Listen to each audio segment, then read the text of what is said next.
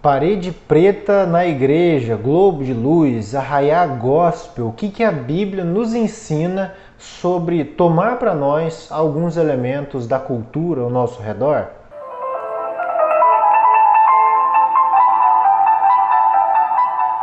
Paz do Senhor, pessoal, tudo bem com vocês? Eu espero que sim. Sejam bem-vindos a mais um Teopop, o quadro em que a gente analisa a cultura pop à luz da Palavra de Deus. E hoje a gente vai falar sobre apropriação cultural. Apropriação cultural é quando a gente toma para nós alguns elementos da cultura que nos cerca. E para falar sobre isso, hoje eu separei 3 pontos principais aqui para a gente analisar esse assunto. Primeiro, o que o Antigo Testamento diz. Segundo, o que o Novo Testamento diz. E terceiro, a gente vai para a nossa conclusão, aprendendo a discernir as coisas.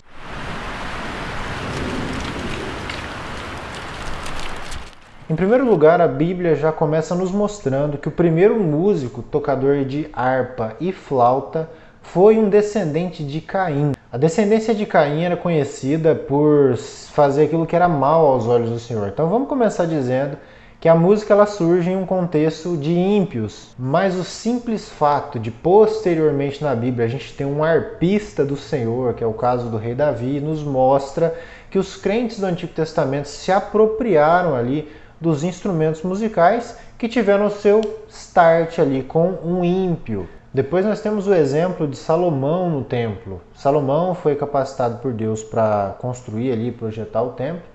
E ele utiliza de elementos da cultura da fertilidade cananeia, como por exemplo touros e romãs no templo. O André Henke vai dizer o seguinte sobre isso.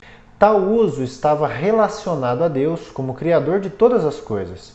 E o templo, como local de encontro com o divino, expressava esse poder doador de vida.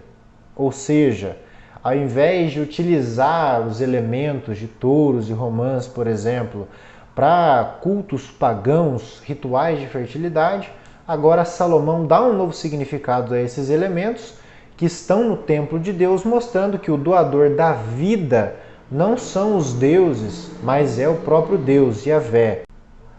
Por último, nós temos o exemplo dos Salmos. Os Salmos, a poesia hebraica, se valia ali de muitas figuras míticas dos outros povos ali ao seu redor. No Salmo de número 74, o salmista usa, abre aspas, uma linguagem que foi adaptada dos mitos dos vizinhos de Israel sobre a criação e usada como uma metáfora para a obra da criação de Deus, fecha aspas. E ainda sobre o Salmo 74, o Mark Futato diz o seguinte, abre aspas, os escritores bíblicos não acreditavam nos mitos em si, mas eles usaram tal linguagem em seus argumentos contra aqueles que criam em tais forças ou deidades. Fecha aspas. Agora falando sobre o Novo Testamento, acredito que o melhor texto que a gente tem sobre essa interação de evangelho e cultura é o texto de Paulo em Atenas, lá em Atos capítulo 17. Ali o apóstolo Paulo utiliza pelo menos 2 autores gregos para pregar o evangelho para o povo daquela região. O Craig Blomberg, doutor em Novo Testamento, diz o seguinte, abre aspas, adotando várias crenças dos filósofos, mas rejeitando outras, em essência, Paulo joga os estoicos e os epicuristas uns contra os outros. Paulo declara que Deus está bem próximo de todos, e nesse sentido até mesmo cita Epimênides, um cretense do 6º século a.C., mas nega a crença estoica de que tudo faz parte de Deus, panteísmo. Concordando com os epicuristas, ele crê que Deus e os deuses criaram as pessoas, mas, discordando deles, nega que os deuses tenham se tornado tão distantes do mundo a ponto de não estarem envolvidos nele. De novo, cita um autor pagão, dessa vez Arato da Cilícia, que viveu no 3º século a.C., fecha aspas. Também o Timothy Keller, falando aí sobre a percepção de um outro estudioso do Novo Testamento, ele diz o seguinte, abre aspas, Paulo adapta deliberadamente sua pregação do Evangelho às diferentes culturas de seus ouvintes para confrontá-los. Fecha aspas. Não entendi esse final. Se o fecha aspas ficar muito longe, você pode fazer um imenso favor, colocar fecha, tipo, terminar a frase, fecha aspas. Não entendi foi nada. Também nas cartas de Romanos e 1 Coríntios, Paulo ele lida com uma questão um tanto cultural ali, sobre comer ou não carne sacrificada aos ídolos. E, de modo geral, a gente pode perceber nessas cartas pelo menos 3 princípios mais gerais, que são os seguintes. Primeiro, nossa liberdade é limitada pelo amor cristão. Segundo, se não temos certeza de algo, é melhor não fazer, para não correr o risco de pecar contra Deus. Terceiro, tudo que fazemos deve ser para a glória de Deus. Bom, queridos, para finalizar esse vídeo, então, segue aí o resumo de tudo que eu falei até aqui. Primeiro, a Bíblia dá margem para que a gente se aproprie de alguns aspectos culturais, mas rejeite outros. Segundo, precisamos absorver a cultura, dando um novo significado a ela, como Salomão fez no Templo de Deus com os elementos cananeus de fertilidade.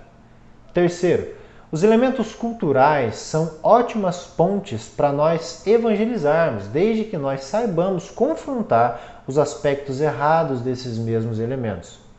Quarto, nossa liberdade é limitada pelo amor. Quinto, sem ter fé, certeza, é melhor não fazer algo. A nossa consciência é muito importante. E sexto, tudo o que a gente faz não é para nós mesmos, mas para a glória de Deus. Bom, pessoal, então é isso. Tem muitas questões aí, como a cor da parede, né, que são questões muito polêmicas, por serem elementos aí de lugares, né, ou da cultura secular. E eu estou usando esse termo cultura secular, né, cultura gospel, para fazer uma diferenciação aí meio simplificada, mas na verdade todos nós estamos inseridos na cultura. Em todo caso, não necessariamente por ser uma cultura secular é algo necessariamente errado, né? Eu espero poder ter mostrado para você, através desse vídeo, que biblicamente falando, alguns aspectos da cultura secular, né, como a gente costuma chamar, não são de todo ruins. Dá pra gente usar, dá pra gente adaptar, dá pra gente ressignificar, sempre visando esses princípios aí que eu passei, principalmente trazer glória a Deus, né, e pregar o evangelho de uma forma contextualizada, sem perder ali a sua essência. Espero que esse vídeo possa ter abençoado você. Eu também espero aí que Deus continue te abençoando e até o próximo vídeo.